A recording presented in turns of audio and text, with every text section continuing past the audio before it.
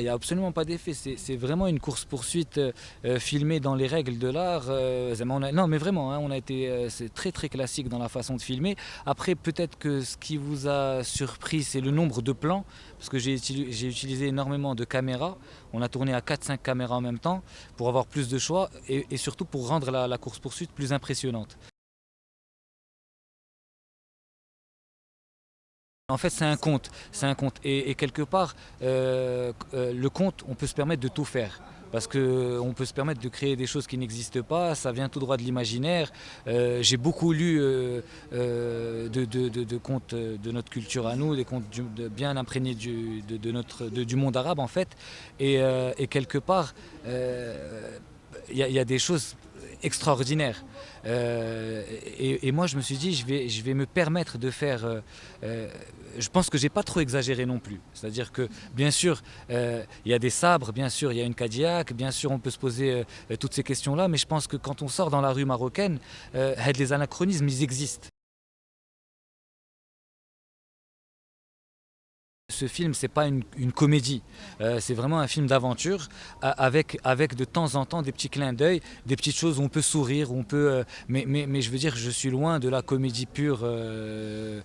C'est pas du tout ça. C'est pas voilà. Même le burlesque. Si, si, il y a du burlesque qui est voulu. Si, si, il y a du burlesque. Les personnages comme le mercenaire africain ou la Aziz Qtzel, mercenaire qui arrive avec son sidecar rempli de flingues, Aziz Qtzel qui porte qui a une mobilette et qui porte la veste de Michael Jackson.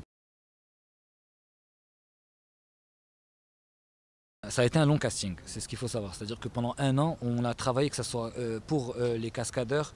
On a eu donc l'acteur principal qui s'appelle Mohamed El Hachi et qui est non seulement acteur, mais il est aussi chorégraphe. Il a travaillé sur d'énormes productions comme Taken, comme Les Transporteurs, comme Hulk 2. C'est des films qu'il a fait aux États-Unis et donc il a une expérience énorme. En arrivant ici, il a eu l'idée tout de suite de dire qu'est-ce qu'on va faire? On n'a pas un énorme budget. Qu'est-ce qui nous reste comme choix? Est-ce qu'on prend des cascadeurs qui travaillent à l'international? On ne peut pas, parce qu'on n'a pas les moyens. Par contre, ce qu'on peut faire, c'est avoir des gens qui ont une base sportive et qui ont au-delà de la base sportive, qui sont des acrobates. On est allé voir à Jamel Fna, il y a des gens qui travaillent toute l'année dans l'acrobatie qui sont extraordinaires. Classique, c'est un montage financier classique, sans cinématographique.